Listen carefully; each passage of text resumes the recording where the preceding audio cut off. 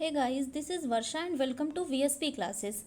एक बहुत ही important topic पे आज बात करने वाले हैं, जो है हड़प्पा सभ्यता।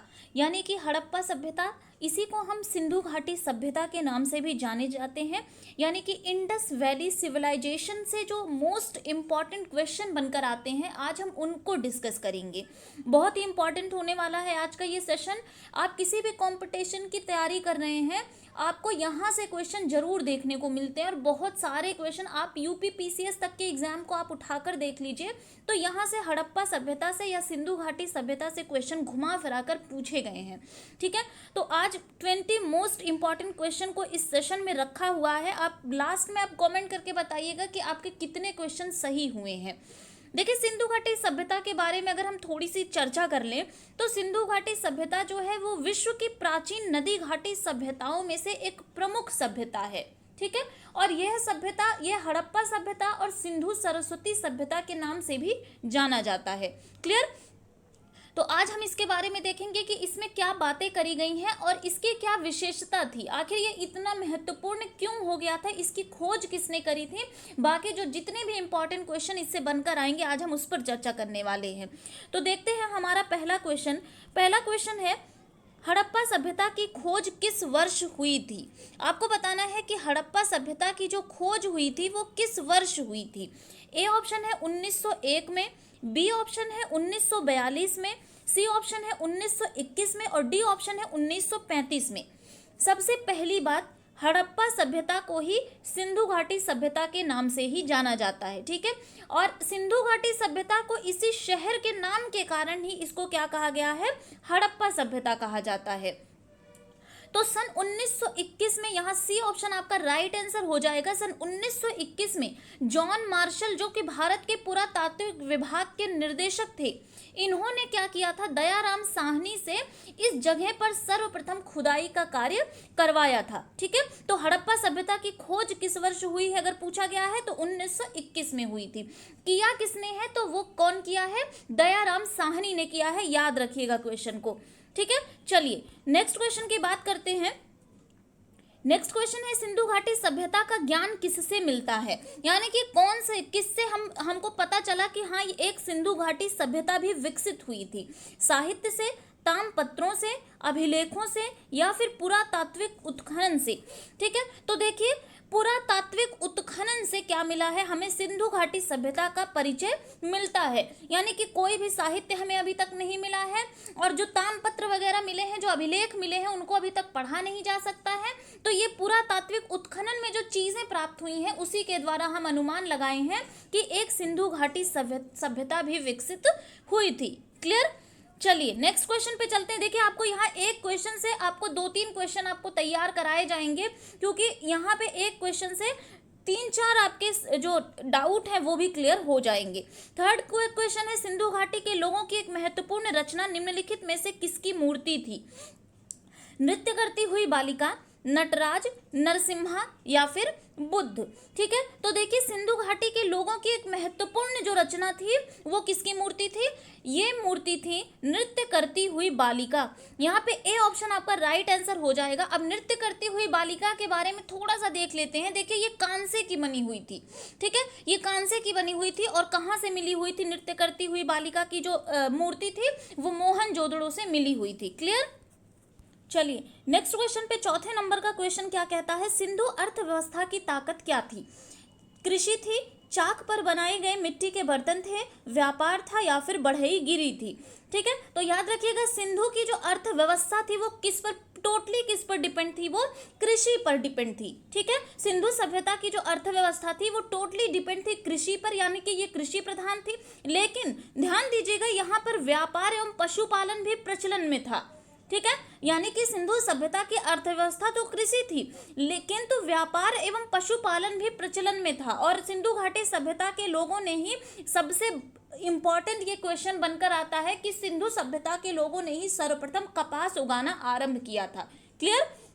बहुत बार ये क्वेश्चन पूछा भी गया है, तो यहाँ पे आपका जो ऑप्शन होगा, ऑप्शन ए राइट आंसर हो जाएगा।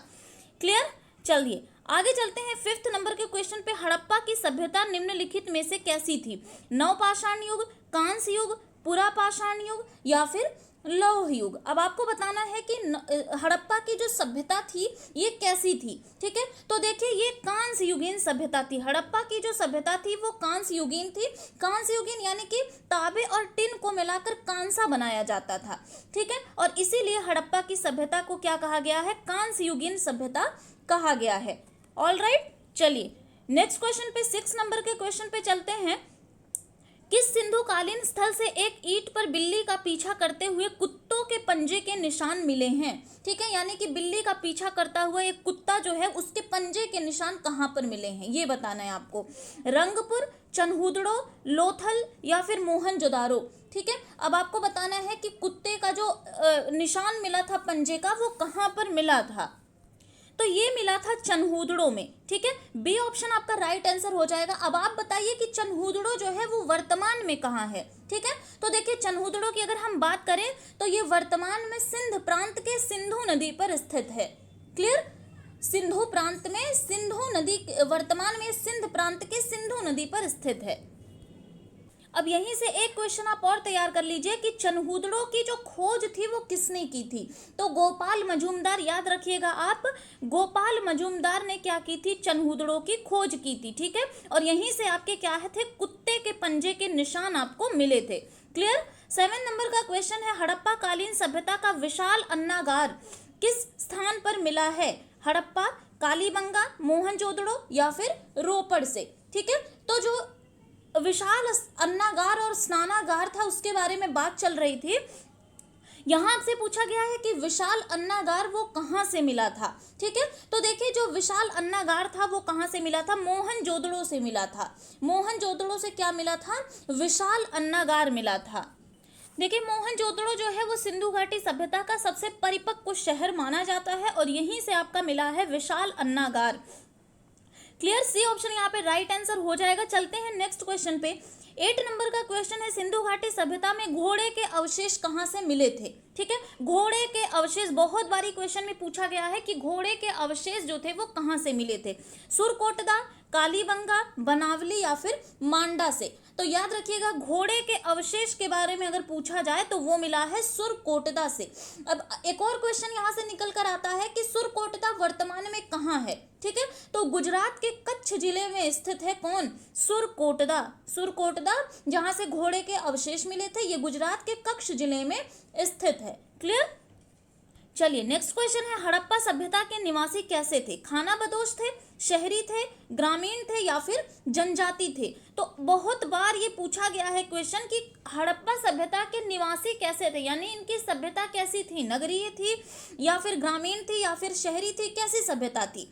तो याद रखिएगा इनकी सभ्यता, हड़प्पा सभ्यता के निवासी कैसे थे, शहरी थे, ठीक है। लेकिन यहाँ याद रखिएगा जबकि आर्यों द्वारा विकसित सभ्यता कैसी थी, ग्रामीण सभ्यता थी, लेकिन हड़प्पा सभ्यता कैसी थी, शहरी सभ्यता थी। क्लियर। चलिए नेक्स्ट क्वेश्चन पे चलते हैं। 10th नंबर का क्वेश्चन है, सबसे पहले कौन सा हड़प्पा कालीन स्थल खोजा गया था, यानी सबसे पहले जो था वो कौन सा हड़प्पा कालीन स्थल जो खोजा गया था, मोहनजोदड़ो, हड़प्पा, सुतकांगेडोर या फिर लोथल। तो याद रखिएगा सबसे पहले जो खोजा गया था वो हड़प्पा खोजा गया था। सबसे पहले कौन सा स्थल खोजा गया था, हड़प्पा खोजा गया था। और इसी के नाम पे इस सभ्यता का नाम भी क्या हो गया, हड़प्पा सभ्यता भी इसको कहा जाता है, ठीक है। हड़प्पा सभ्यता 1921 में दयाराम साहनी ने इसकी खोज की थी। और जैसा कि मैंने पहले बताया कि जॉन मार्शल जो थे उन्हीं के वो महानिदेशक थे क्या, भारतीय पुरातत्व विभाग के, ठीक है। और इन्हीं के निर्देशन में सन 1921 में हड़प्पा सभ्यता की खोज दयाराम साहनी ने की थी, ठीक है। अब हड़प्पा कहाँ है, हड़प्पा रावी नदी के तट पर स्थित है। क्लियर। और वर्तमान में यह पाकिस्तान के मांटगोमरी जिले में स्थित है। याद रखिएगा हड़प्पा वर्तमान में पाकिस्तान के मांटगोमरी जिले में स्थित है, रावी नदी के तट पर है, ठीक है। इतनी बातें आपको याद रखनी है हड़प्पा से। क्लियर। नेक्स्ट क्वेश्चन है, सिंधु सभ्यता में वृहद स्नानागार किस स्थल पर पाया गया। अभी हमने बात की थी कि वृहद अन्नागार की, अब हम बात कर रहे हैं वृहद स्नानागार, यानी कि ग्रेट बाथ जो है वो कहाँ से मिला था, हड़प्पा, लोथल, मोहनजोदाड़ो या फिर कालीबंगा, ठीक है। तो वृहद स्नानागार और अन्नागार ये दोनों अन्नागार स्नानागार जो है वो मोहनजोदाड़ो से मिले थे। यहाँ पे सी ऑप्शन आपका राइट आंसर हो जाएगा। मोहनजोदाड़ो से क्या मिला था, अन्नागार भी मिला था और स्नानागार भी मिला था। ठीक है, तो बात आती है कि मोहनजोदाड़ो की खोज किसने की थी। तो मोहनजोदाड़ो की खोज जो है वो राखाल दास बनर्जी ने की थी। राखाल दास बनर्जी ने किसकी खोज की थी, मोहनजोदाड़ो की खोज करी थी। ठीक है, जहां से वृहद स्नानागार और वृहद अन्नागार पाया गया था। नेक्स्ट क्वेश्चन है मोहनजोदाड़ो का स्थानीय नाम क्या है। बहुत बार ये भी क्वेश्चन में आया है कि मोहनजोदाड़ो का अर्थ क्या होता है। ठीक है, दासों का टीला, कंकालों का टीला, मृतकों का टीला या फिर जीवितों का टीला। ठीक है, तो आपने बहुत बारी सुना भी होगा, जो लोग थोड़ा सा इस सिंधु घाटी सभ्यता के बारे में जानते होंगे उनको पता होगा कि इसको क्या कहा जाता है, मृतकों का टीला कहा जाता है। ठीक है, तो आपका सी ऑप्शन राइट आंसर हो जाएगा। मृतकों का टीला यानी कि माउंट ऑफ डेड कहा जाता है किसको, मोहनजोदाड़ो को मृतकों का टीला कहा जाता है। ठीक है, ये सिंधी भाषा का शब्द है मोहनजोदाड़ो। क्लियर, चलिए नेक्स्ट क्वेश्चन पे चलते हैं। सिंधु सभ्यता किससे संबंधित है, ऐतिहासिक युग से, उत्तर ऐतिहासिक युग से, प्राग ऐतिहासिक युग से या फिर आद्य ऐतिहासिक युग से।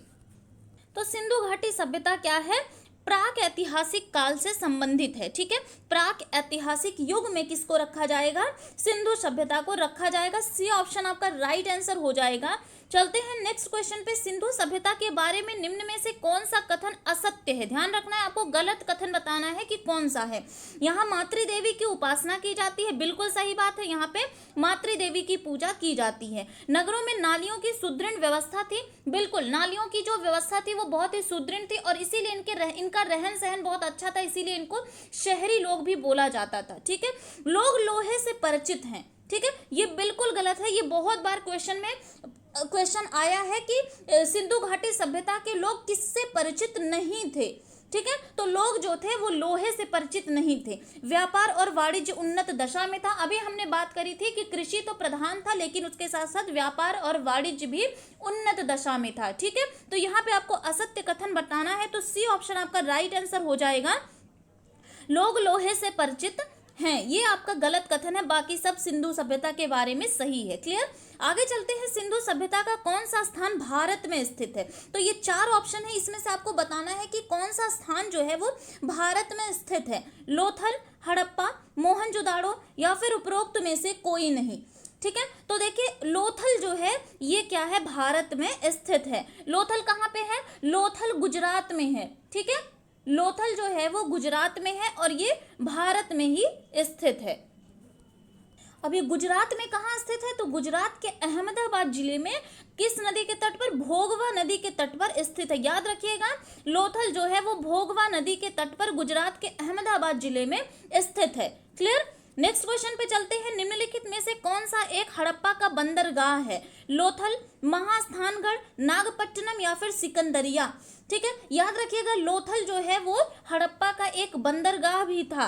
क्लियर, तो ए ऑप्शन यहाँ पे राइट आंसर हो जाएगा, लोथल जो कि गुजरात में भोगवा नदी के तट पर स्थित है। क्लियर, नेक्स्ट क्वेश्चन पे चलते हैं। मोहनजोदाड़ो एवं हड़प्पा के पुरातात्विक खुदाई के प्रभारी कौन थे। बहुत इंपॉर्टेंट क्वेश्चन है ये कि कौन थे हड़प्पा एवं मोहनजोदाड़ो के पुरातात्विक खुदाई के प्रभारी, Lord Macaulay, sir John martial, Clive या फिर कर्नल टॉड। अभी हमने स्टार्टिंग में जब आपको हड़प्पा के बारे में बताना शुरू किया तो हमने बताया कि भारतीय पुरातात्विक विभाग के जो महानिदेशक थे उस समय पे वो थे सर जॉन मार्शल। इन्हीं के निर्देश पे जो क्या हुआ था, हड़प्पा एवं मोहनजोदाड़ो की खुदाई हुई थी। ठीक है, तो पुरातात्विक खुदाई के प्रभारी उस समय कौन थे, सर जॉन मार्शल थे। बी ऑप्शन आपका राइट आंसर हो जाएगा। नेक्स्ट क्वेश्चन है, हड़प्पा का उत्खनन करने वाला प्रथम पुरातत्वविद जो इसके महत्व को नहीं समझ पाया वो कौन था। वेरी वेरी इंपॉर्टेंट क्वेश्चन है, यूपी पीसीएस में ये क्वेश्चन पूछा गया है। ठीक है, तो देखिए A Cunningham, George F Dales, sir John Marshall या फिर व्हीलर, यानी कि कौन ऐसा पुरातत्वविद था जो हड़प्पा का उत्खनन करने वाला था और जो इसके महत्व को ही नहीं समझ पाया। तो ए कनिंघम को आप याद रखिएगा, ये क्या थे, इन्होंने इसके महत्व को नहीं समझा। ठीक है, यूपी पीसीएस में क्वेश्चन पूछा गया है, याद रखिएगा आप। ठीक है, तो ए ऑप्शन आपका राइट आंसर हो जाएगा। नेक्स्ट क्वेश्चन पे चलते हैं। सिंधु सभ्यता का कौन सा स्थल सबसे अधिक विस्तृत था? सबसे अधिक विस्तृत कौन था ये आपको बताना है। कालीबंगा, हड़प्पा, लोथल, मोहनजोदड़ो। तो ध्यान रखिएगा, मोहनजोदड़ो जो था यही आपका राइट आंसर हो जाएगा। मोहनजोदड़ो जिसकी खोज राखाल दास बनर्जी ने की थी, ठीक है, यही सबसे ज्यादा विस्तृत था। उस समय में सबसे ज्यादा विस्तृत स्थल अगर कोई था तो वो कौन सा था? मोहनजोदड़ो। ठीक है, चलते हैं आज के लास्ट क्वेश्चन पे। मनके बनाने का कारखाना कहाँ से प्राप्त हुआ था?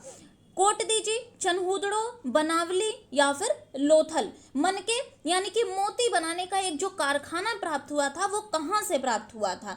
तो जो मनके बनाने का कारखाना प्राप्त हुआ था वो हुआ था चनहूदड़ो से। बी ऑप्शन यहाँ पे राइट आंसर हो जाएगा।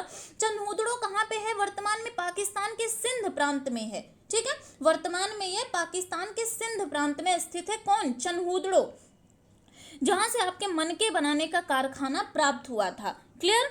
तो ये था सिंधु घाटी सभ्यता से 20 मोस्ट इंपॉर्टेंट क्वेश्चन जो एग्जाम में बार बार पूछा जाता है। ठीक है, तो कि कहाँ से क्या प्राप्त हुआ था और किसकी पूजा की जाती थी, ठीक है, और स्त्री की मूर्ति, मिट्टी की मूर्तियां कहाँ से मिली थी, जितने भी मोस्ट इंपॉर्टेंट टॉपिक थे हमने उनके बारे में डिस्कस कर लिया है। देखिए एक बात और मैं बता दूं कि बहुत बार क्वेश्चन पूछा गया है कि सिंधु सभ्यता के विनाश का सबसे बड़ा कारण क्या था। ठीक है, तो याद रखिएगा कि अभी तक जो सच सामने आया है उसमें यही पता चला है कि सिंधु सभ्यता के विनाश का जो सबसे बड़ा कारण था वो क्या था? बाढ़ था। बाढ़ के कारण ही सिंधु सभ्यता का अंत हो गया। क्लियर? तो कमेंट करके मेरे को जरूर बताइएगा कि 20 में से आपके कितने क्वेश्चन आपके सही हुए हैं। ठीक है, अगर वीडियो पसंद आया है तो लाइक और शेयर कर दीजिएगा, चैनल को सब्सक्राइब कर दीजिएगा, बेल आइकन को प्रेस कर लीजिएगा ताकि ऐसे ही वीडियो की नोटिफिकेशन आपको मिलती रहे। Thank you.